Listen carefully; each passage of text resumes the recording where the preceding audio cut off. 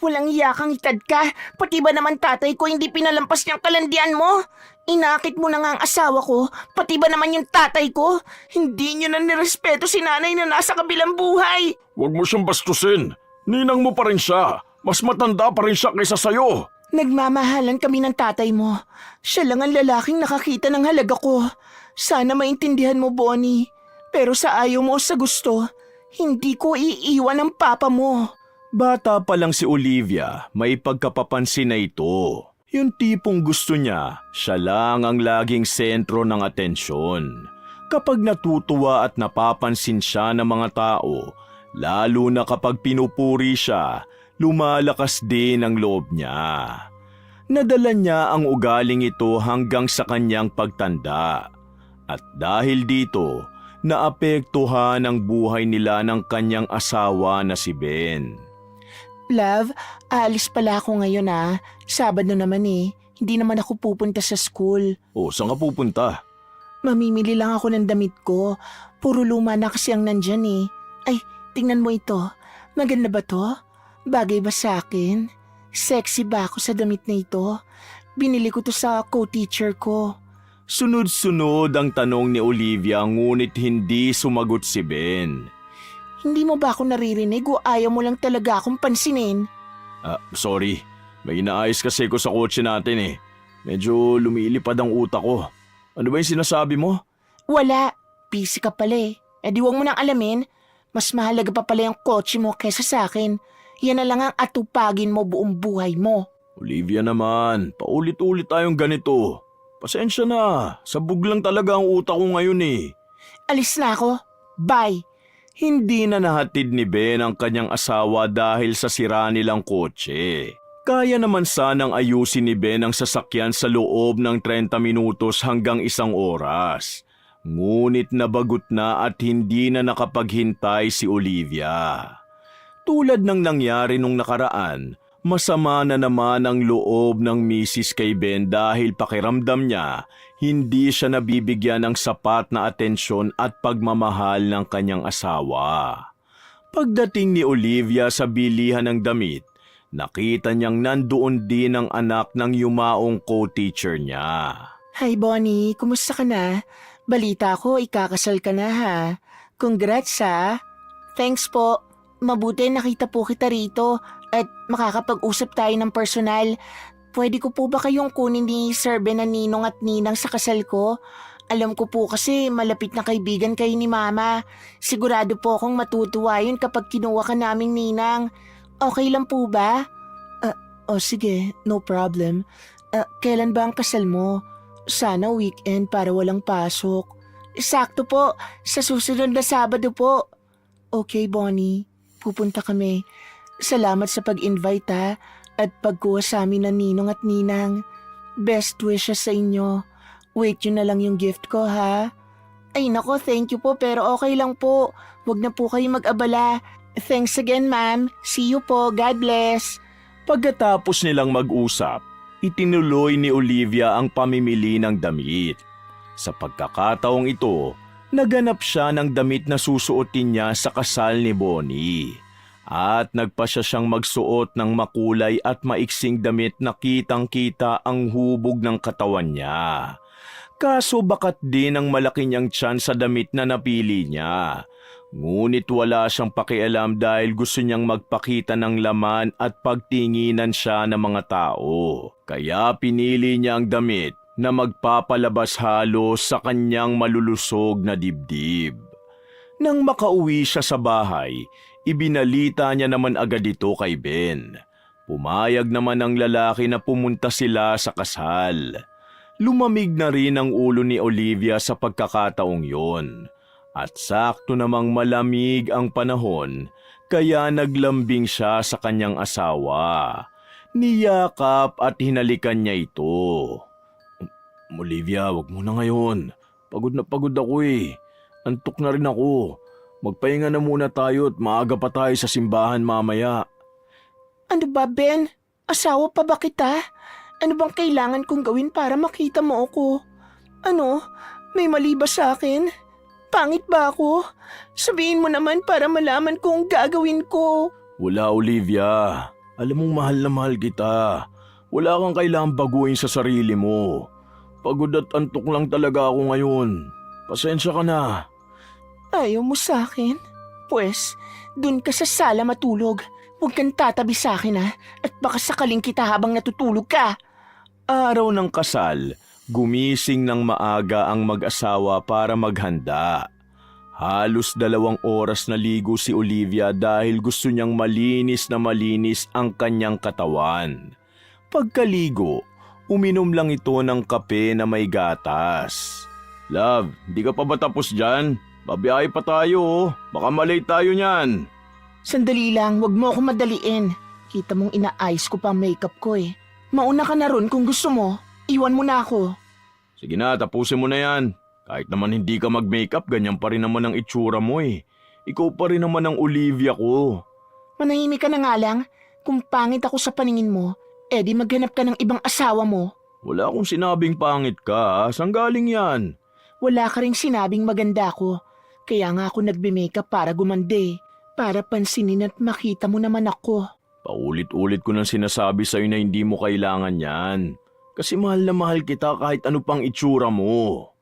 Naghintay pa si Ben ng halos 1 oras kay Olivia. Hindi na lang siya nagsalita para wala ng gulo. Hindi na rin niya pinakialaman ang suot ni Olivia kahit makulay at maiksi pa ito. Sigurado kasing mag-aaway na naman sila at kung ano-ano na naman ang sasabihin nito. Hanggat kaya ni Ben magtiis, yun ang ginagawa niya para makaiwas sa drama. Hindi kinibo ni Olivia si Ben habang nasa biyahe sila. Masakit kay Olivia na hindi man lang siya masabihan na maganda ang itsura niya ng kanyang asawa. Kaya pakiramdam niya, kahit anong gawin niyang pag-aayos sa kanyang sarili, kulang na kulang pa rin. Pagdating nila sa kasal, napansin niyang napapatingin sa kanya ang inaanak niyang lalaki. Natuwa naman si Olivia dahil ang buong akala niya natutukso ang lalaki sa kagandahan niya. Kaya nakaisip siya na kapag nasolo niya ang lalaking yun, aakitin niya at ibibigay ang inaakala niyang gusto nito.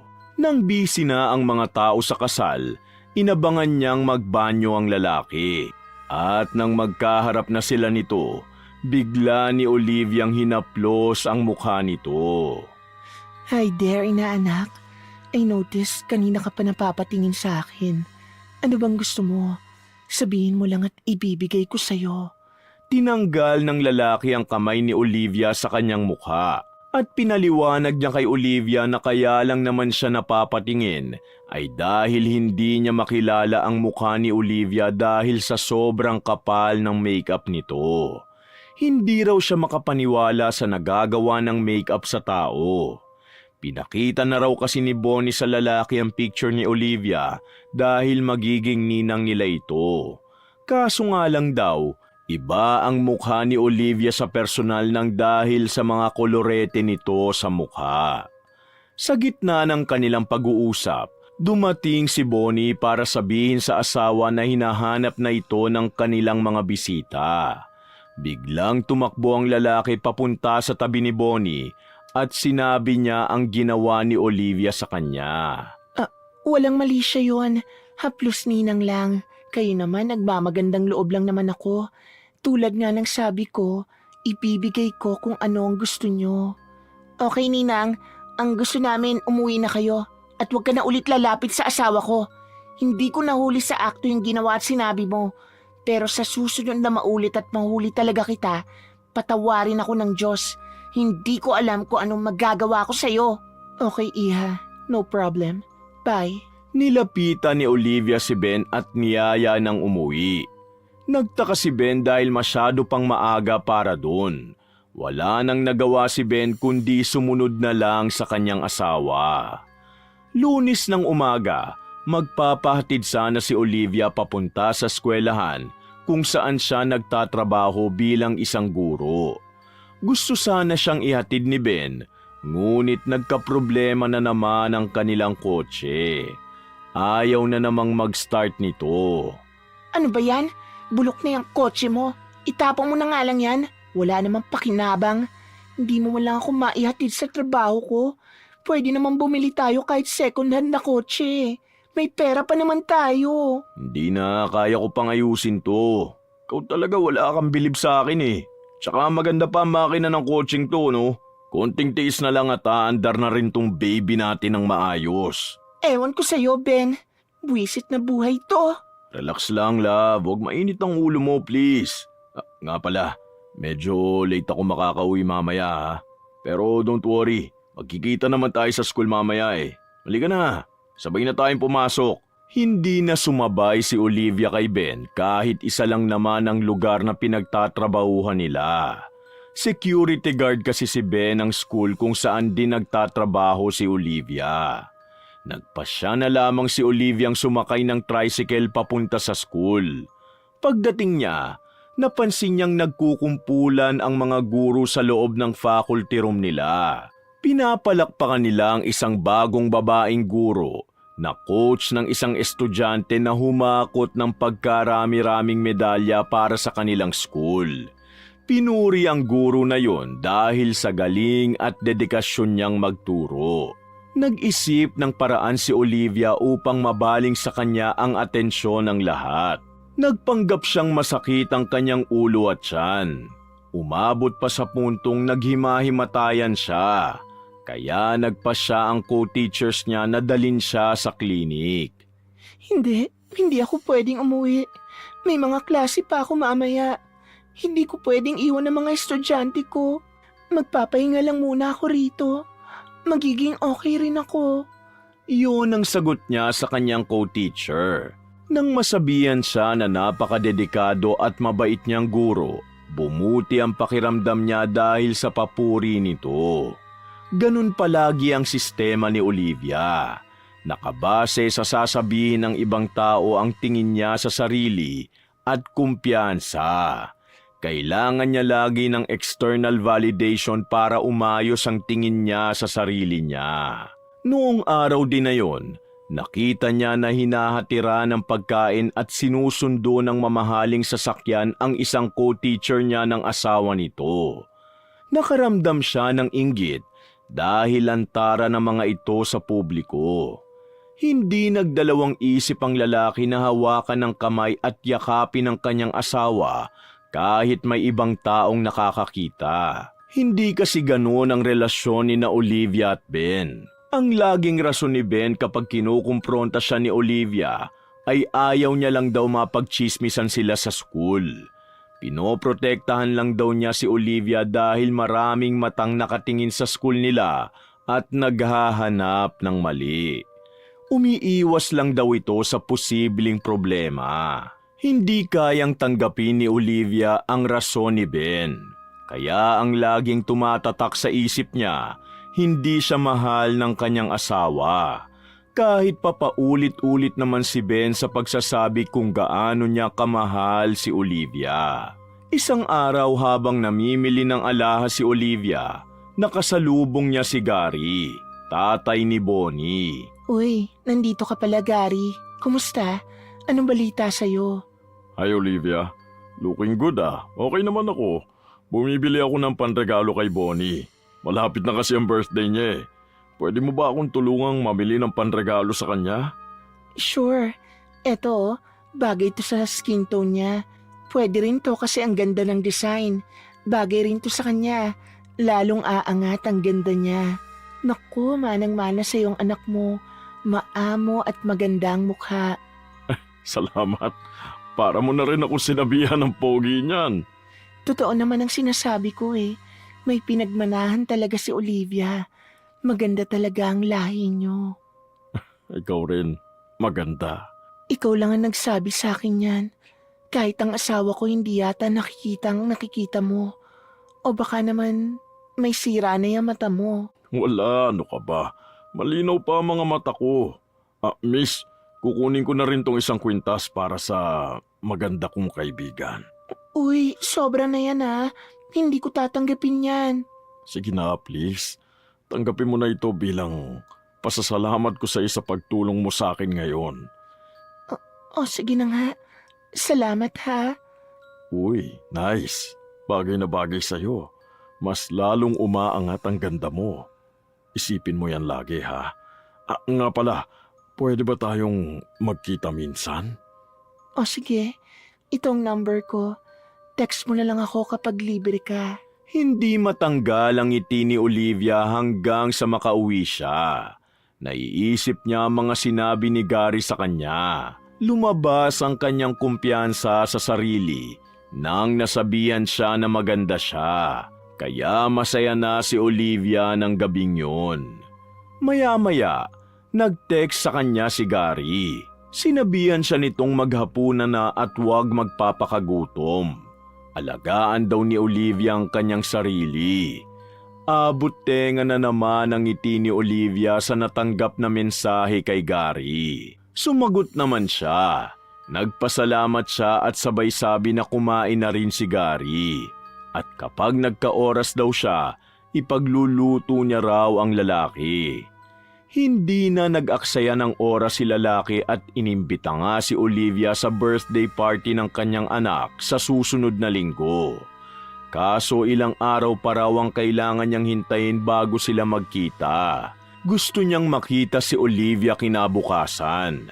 Kaya kung may libreng oras daw si Olivia, magkita raw silang dalawa. Pumayag naman siya. Kinabukasan, bandang 4:00 ng hapon, nagkita sila sa isang coffee shop malapit sa pinagtatrabahuhan ni Olivia. Hello Olivia, buti naman nakarating ka. Gustong-gusto na kitang makita eh. Oo, sorry ah. Kanina ka pa ba naghihintay? Katatapos lang kasi ng klase ko. Hindi naman. Halos kararating ko lang din naman. Order ka lang kung anong gusto mo ha. Huwag ka mahiya. Sagot ko na. Sige, thank you. Kahit ano na lang nakapirito. Miss, ibigay niyo yung pinakamasarap na kape at cheesecake sa kanya. May gusto ka pa ba, Olivia? Hindi, okay na ako. Wala na. Ikaw talaga? Ako na sana magbabayad para sa atin. Ako ang lalaki. Ako ang dapat magbayad. Tsaka ako naman ang nagyaya eh. Kasi gusto kong makita ka. Anyway, punta ka sa birthday party ni Bonnie ha. Huwag ka mawawala. Okay, sige. Thank you, Gary. Pagkatapos natin dito, iahatid na kita pa uwi ha. Bawal tumanggi. Paglabas nila ng coffee shop, bumungad sa kanya ang magarang sasakyan ni Gary. Narealize niya na yayamanin ng lalaki dahil sa pagsusumikap nito sa trabaho bilang engineer. Kaya naman naikumpara niya ang asawang si Ben dito. At sa isip-isip niya, malayo ang kanyang asawa kay Gary. Kumbaga si Gary ang pinangarap niyang lalaki, ngunit isang katulad ni Ben ang dumating sa buhay niya.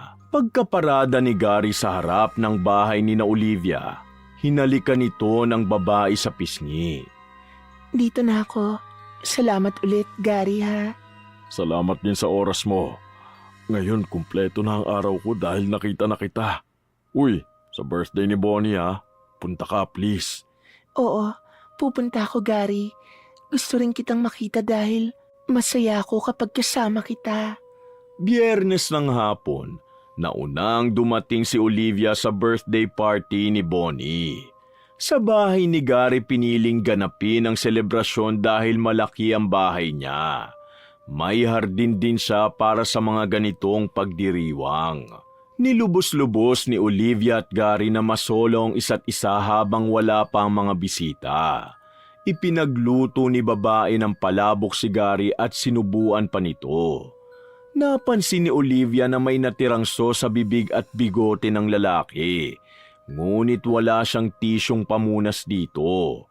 Kaya pinunasan niya na lang ito gamit ang kamay niya. Hindi na nakatiis si Gary at hinatak na papalapit si Olivia sa kanya. Hinalikan ni Gary si Olivia sa labi. Sakto naman ang pagpasok ni Bonnie sa eksena. Kitang-kita niya ang kabulastugang ginagawa ng kanyang tatay at ninang. Papa? Ninang? Ano to? Akala ko mahal mo si Mama. Hindi mo na siya nirespeto. Nagpadala ka sa kalandian ng haliparot na yan. At ikaw naman, Ninang, walang hiya ka talaga. Nilandi mo na nga ang asawa ko, pati tatay ko hindi mo pinalampas. Hindi ko nga alam bakit naging kaibigan ka ni Mama eh. Ahas ka naman. Di ba sabi ko sa'yo, pag nahuli pa kita sa akto, may kalalagyan ka na? Hintayin mo ang mangyayari sa'yo. Anak, magpapaliwanag ako. Gusto ko rin kasi ng katuwang sa buhay. Alam ko maiintindihan ako ng mama mo. Saka, huwag mong pagsalitaan ng ganyan si Olivia. Irespeto mo naman siya dahil mas matanda siya kaysa sa'yo. Irespeto? Bakit?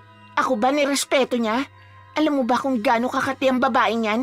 Pati asawa ko nilandi niyan. Nakakadiri. Hindi ko alam ba't may lakas pa ng loob niya magpakita rito. Tsaka sa tingin mo pa, tama bang makiapid ka sa may asawa? May asawa na yung babaeng yan. Kasalanan niya sa Diyos. Kilabutan naman kayong dalawa. Bonnie, makinig ka sa akin. Patawarin mo ko. Pero nagmamahalan kami ng tatay mo. Siya ang lalaking pinangarap ko at nakakita sa akin. Binigay niya ang mga pangangailangan ko. Ang asawa ko kasi, hindi niya yun magawa. Tigilan niyo ako sa mga baluktot yung rason. Ayoko na makinig sa'yo. Nakakadiri kayo. Tignan niyo, siguradong sa impyerno ang bagsak niyo. Ikaw pa, kalimutan mo nang may anak ka. Simula ngayon, pinuputol ko na ang pagiging ama mo sa akin. Hinabol ni Gary si Bonnie, ngunit hindi niya na ito inabutan. Sira na ang hinanda niyang birthday party sa anak at pagbalik niya ay nag-usap sila ni Olivia ng masinsinan.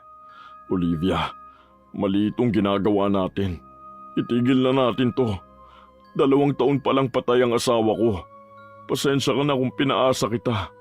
Pero mali na palitan ko siya agad-agad. Ayusin mo na lang ang relasyon niyo ng asawa mo. Sabihin mo ang lahat sa kanya para maintindihan kanya. Hindi ko rin kayang itakwil ako ng sarili kong anak. Sorry talaga, Olivia. Ano? Pinaniwala mo ako sa mga kasinungalingan mo. Hindi mo naman pala ako kayang panindigan. Pinaglaruan mo lang ako. Ayoko nang makita ka pa. Umalis ka na sa buhay ko. Sinisira mo ang ulo ko. Tumalikod na si Olivia at nagpa siya ng umuwi. Habang nasa biyahe siya, iyak siya ng iyak. Walang tigil ang pagbuhos ng kanyang mga luha. Pagdating sa bahay, dumiretso agad siya sa kwarto nila ng kanyang asawa. Napansin ni Ben na namumugto ang mga mata ni Olivia, kaya pinuntahan naman niya agad ang babae para alamin kung ano ang nangyari. Love, ano nangyari sa'yo? Bakit namumugto yung mga mata mo? May problema ba? Ikaw ang problema ko. Dahil hindi mo lang ako ma-appreciate ng sarili kong asawa. Ni hindi mo nga ako masabihan na maganda ako. Ni hindi mo mahawakan ang kamay ko sa harap ng ibang tao. Asawa ba talaga kita? Para akong nagpakasal sa poste. Nang dahil sa'yo, napahamak pa ako. Pinatulan ko si Gary, yung tatay ng inaanak ko. Lahat ng hindi mo na iparamdam sa akin, sa kanya ko naranasan. Niloko mo ko? At ako pa may kasalanan kung bakit mo ko niloko? Ikaw mismo nagpasya niyan sa sarili mo. Sana sinabi mo na lang sa akin nung una pa lang para naayos natin ang problema natin. Hindi yun nagsali ka pa ng ibang tao at hinanap mo sa kanyang hindi mo makita sa akin. Matanda ka na, Olivia. Alam mong mali ang ginawa mo. Maghiwalay na lang tayo. Yun lang ang nakikita kong solusyon sa problema ko. Tutal, wala naman tayong anak. Kaya madali lang para sa atin ang maghiwalay. Madali lang para sa'yo, pero sa akin hindi. Hindi ko kaya mawala ka. Mahal na mahal kita. Ayusin natin to, please. Pasensya ka na sa akin. Akala ko kasi sapat na ang mga sinasabi ko sa'yo. Akala ko alam mong ikaw ang pinakamagandang babae sa paningin ko kahit hindi ko yun sabihin. Alam ko naiintindihan mo ang punto ko. Kaya hindi ko mahawakan ang kamay mo sa harap ng ibang tao. Noong gabing yun, hindi magkatabing natulog ang mag-asawa. Mas pinili ni Oliviang mapag-isa muna. Hindi naman sumuko si Ben sa panunuyo sa asawa at kahit masama ang loob nito sa kanya, pinakita niya pa rin ang pag-aalaga nito sa misis. Ginawa pa rin ni Ben ang madalas na ginagawa niya para kay Olivia, tulad ng pag-aayos ng kama, pag-iinit ng tubig na panligo ni Olivia, at pagtitimpla ng kaping may gatas para sa asawa. Kinabukasan, pagmulat pa lang ng mga mata ni Olivia, dumadaing na siya ng dahil sa sakit ng tiyan. Agad naman siyang pinainom ng gamot ni Ben. Huwag ka na munang pumasok ngayon. Dito ka na muna sa bahay. Magpahinga ka at baka kung ano pa mangyari sa'yo. Papupuntahin ko na lang dito si Ate Estela para may kasama ka, ha? Sana nga tumalab to. Ang dami kong hindi magagawang trabaho kung sakali. Tatalab yan. Hintayin mo na lang si Ate Estela, ha? Nandito na yun maya-maya. Aalis na ako. 10:00 ng umaga, dumating na si Estela sa bahay ni na Olivia. Sa kasamaang palad, hindi pa rin bumubuti ang kondisyon niya. Sa pagkakataong ito, nilalagnat na rin siya. Naku, ang taas ng lagnat mo, Olivia. Sandali, meron akong dalang halamang gamot dito. Itatapal ko ito sa noo mo. Makakatulong ito sa'yo. Salamat, Ate Estela. Ang sama talaga ng pakiramdam ko. Tsaka hindi ko maintindihan, parang may naririnig akong nagbubulungan. Hindi ko naman maintindihan kung anong sinasabi. Baka epekto lang ito ng lagnat sa akin. Sandali, mga nagbubulungan? Oo. Bakit, ate? Teka lang, kukuha ko ng isang basong tubig. May gagawin lang tayo saglit. Lumabas muna sa kwarto ang matanda para kumuha ng isang basong tubig. Binulungan niya ito ng orasyon ng 3 beses. Tikman mo ito. Sabihin mo sa akin kung anong lasa. Bakit ang pait po nito? Anong nilagay mo rito, ate? Kumpirmado. Kaya ka nagkakaganyan ngayon dahil kinukulam ka.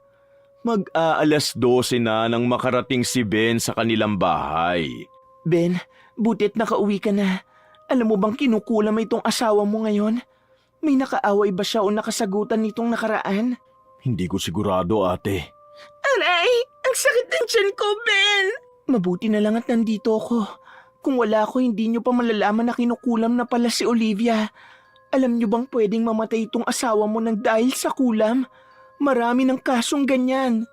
Habang tumatagal, parang nababaliw na si Olivia dahil hindi raw siya tinatantana ng mga boses na kanyang naririnig. Parami raw ng parami ang mga nagsasalita sa tenga niya. Wala na ito sa tamang wisyo at parang may matinding kinatatakutan. Wag! Tama na! Hindi ko na kaya! Mahal, kapit lang. Nandito lang ako. Wag! Huwag ka lalapit sa akin! Ate, alam mo ba kung paano gamutin si Olivia? Oo, relax ka lang. Magtiwala lang kay sa akin. Sa kasamaang palad, hindi tumalab kay Olivia ang mga dalang pangontra ni Estela. Kinailangan niya munang umuwi para kunin ang kaisa-isang pagmamay-ari niyang malakas na pangontra sa kulam. Ang medalyon ni San Benito. Naiwan si Ben para magbantay kay Olivia. Sa puntong ito, nagsisisigaw at nag-iiyak na siya ng dahil sa takot. Tigilan niyo na ako! Ben, tulungan mo ako! Paalisin mo sila! Mahal, nandito ko. Hindi totoo yung mga naririnig mo at nakikita. Pinaglalaruan lang na mangkukulam ang utak mo. Pakinggan mo lang ang boses ko, mahal. Nandito lang ako sa tabi mo. Hindi ako makahinga. Sumisikip na ang dibdib ko. Uminom ka ng tubig, mahal. Huwag ka mag-alala. Malapit na si Ate Estela. Pabalik na yun. Pagkalipas ng 10 minuto, dumating na rin sa wakas si Estela. Hindi na siya nag-aksaya ng kahit 1 segundo. At pinanguyanan niya agad ng hilaw na bawang si Olivia. Mabisang pangontra daw ito sa kulam. Ate, nalalagas ang buhok ni Olivia. Anong gagawin natin? Mamamatay na ako, Ben. Hanggang dito na lang ang buhay ko. Patawarin mo ako sa lahat ng nagawa ko sa iyo. Huwag ka magsalita ng ganyan, mahal. Kayang-kaya ka iligtas ni Ate Estela. Magtiwala lang tayo sa Kanya at sa Diyos. Huwag kang magpapatalo sa mangkukulam na yan. Huwag kang papayag na mawala sa mundong ito ng ganun-ganun na lang. Kaya mo yan, mahal. Huwag kang magpapatalo. Sa pagkakataong ito, naubos na ang lakas ni Olivia nang dahil sa kakapiglas at kakasigaw niya. Nanghina na siya. Para na siyang isang lantang gulay. Wala na siyang boses para sumigaw, kaya nang mapakalma na siya, nagkaroon na ng pagkakataon si Estela na gamutin siya. Inilabas na ng babae ang kanyang tanga na medalyon at dinasala ng taimtim para lumakas ang pangontra ng kulam. Isuot mo lang yung medalyon. Dapat lagi lang yan nakadikit sa dibdib mo. Isa yan sa pinakamalakas na pangontra sa kulam. Magdasal ka, kumapit ka sa Diyos, dahil tanging siya lang ang makakapagligtas talaga sa iyo. Salamat, ate. Pero kung nakatadhana nang mamatay ako, tatanggapin ko ang kapalaran ko. Kung buhay ko ang kapalit sa lahat ng kasalanan ko, tatanggapin ko rin yun. Tama na nga yung kagaganyan mo. Hindi yan makakatulong sa sitwasyon mo ngayon. Ano ba talaga ang gusto mo? Mabuhay o mamatay? Mabuhay, ate. Para makabawi man lang ako sa asawa ko. O pues, tigilan mo na yung pagiging negatibo mo at lumaban ka. Tulungan mo ang sarili mong lumaban. Pasensya na, ate. At maraming salamat ulit. O eto, inumin mo. Tsaa, gawa sa katas ng halaamang gamot. Magpahinga ka pagkatapos mo niyan at isipin mo mamaya pagising mo. Aayos na ang pakiramdam mo. Huwag na huwag mong kalilimutan magdasal. Kinabukasan, gumaan na ang pakiramdam ni Olivia. Ngunit nang dahil sa epekto ng kulam, halos tuluyan na siyang makalbo. Numipis ng todo ang kanyang buhok. Kaya kapansin-pansin ang pananahimik niya kahit bumuti na ang kalagayan niya. Mahal ko, mabuti na lang at ligtas ka na. Salamat sa Diyos. Oo, salamat sa inyo ni Ate Estela. Lumipas sa mga araw na nakitaan ni Ben ang senyales ng depresyon si Olivia, kahit ba wala na ang talab ng kulam. Kaya hindi na nag-atubiling lumapit sa espesyalista ang mag-asawa. Napag-alaman na merong tinatawag na histrionic personality disorder o HPD si Olivia. Ito ay isang mental health condition na nagiging dahilan kung bakit unstable ang emosyon ng taong nakakaranas nito. Laging gusto niya na siya ang sentro ng atensyon at ang tingin at kumpiyansa niya sa kanyang sarili ay nakadepende sa opinyon ng ibang tao tungkol sa biktima ng personality disorder na ito. Ayon sa espesyalista, maaaring nagkaroon daw nito si Olivia dahil sa kombinasyon ng genetic at environmental factors. Ngayon, naiintindihan na ni Ben. Malinaw na ang lahat sa kanya. Kaya pala nagdadamit na maiiksi at makukulay ang kanyang asawa at kaya pala binabalot niya ng kolorete ang kanyang mukha dahil sa kanyang kondisyon. Nagpasya ang mag-asawa na sumailalim sa psychotherapy para makayanan nilang i-manage ang kondisyon ni Olivia at para mabuhay siya ng normal katulad ng ibang babae na kaedaran niya. Kahit pa medyo may kamahalan para sa kanila, itinuloy pa rin nila ito upang umayos ang kondisyon ni Olivia. Hindi naman sila nabigo dahil gumana ang psychotherapy kay Olivia. Paunti-unti, naaayos na niya ang relasyon niya kay Ben. Ben, mahal ko. Gusto ko lang magpasalamat kasi hindi mo ako sinukuan. Pinatawad mo pa rin ako kahit nagkasala ako sa'yo. Binuhos mo sa akin ang pagmamahal mo sa panahong mahina ako. Pasensya ka na sa akin. Nang dahil sa kondisyon ko, hindi ko agad nakita o naramdaman ang pagmamahal mo sa akin. Pero lagi mong tatandaan na hindi nawala ang pagmamahal ko sa'yo. Mahal na mahal kita, Ben. Ako naman, gusto kong humingi ng tawad sa'yo. Dahil dapat noon pa, Napatingin na kita agad sa espesyalista. Kung nagawa ko yun, sana nalaman na natin agad ang kondisyon mo at nagawa na agad ng paraan. Napansin ko na rin dati na medyo unstable nga ang emotions mo eh. Pero binaliwala ko lang yung nakita kong senyales. Inakala kong tinotopa ka lang at magiging maayos din ang lagay mo. Sorry, mahal. Okay na. Tapos na yon. At hindi na natin mababago pa ang nakaraan. Mag-focus na lang tayo sa present. Ang importante ngayon, uma-okay na ako. Masaya ako kasi nakikita kong umaayos na ang kondisyon mo. Nga pala, mahal. May sorpresa ako sa'yo. Uy, wow! Ayos na ang kotse natin. Grabe, hindi ako makapaniwalang mapapaandar mo pa ito.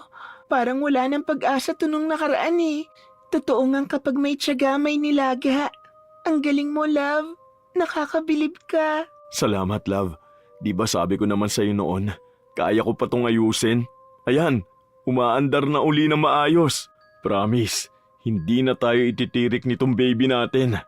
Gusto mo try natin?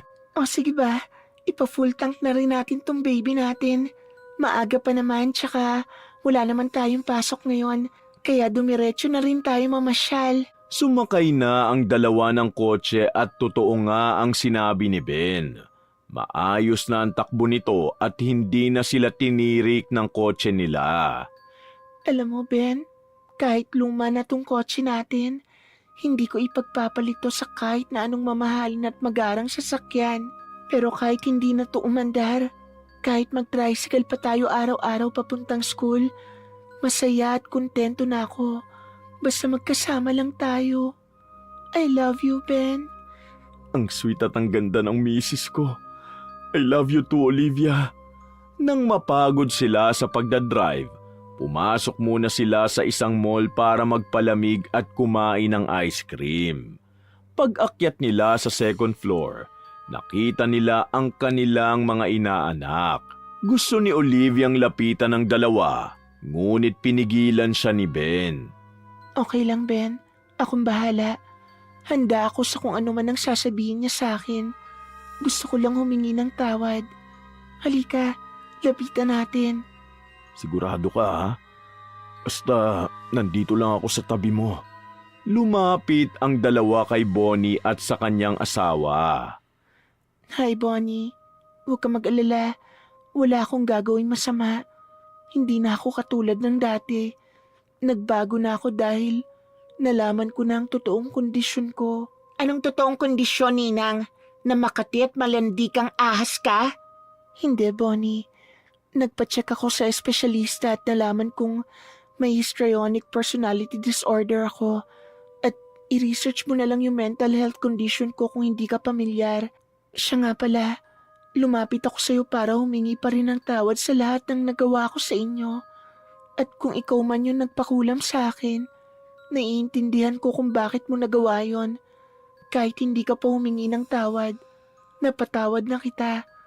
Sana matanggap niyo pa rin ako bilang ninang niyo. Sorry sa lahat, Bonnie. Hindi na. Pinuputol ko na ang koneksyon namin sa'yo. Okay. Nirarespeto ko ang desisyon mo. Hinihiling ko pa rin ang masaya at masaganang buhay para sa inyo. Isa lang sana ang pakiusap ko. Sa akin, pwede mong putulin ang koneksyon mo. Pero sa tatay mo hindi. Tatay mo pa rin siya kahit na anong mangyari. At mahal na mahal ka niya dahil ikaw ang pinili niya. Tumalikod na ang mag-asawa at nagpatuloy sa paglalakad. Hindi man natanggap ni Bonnie si Olivia.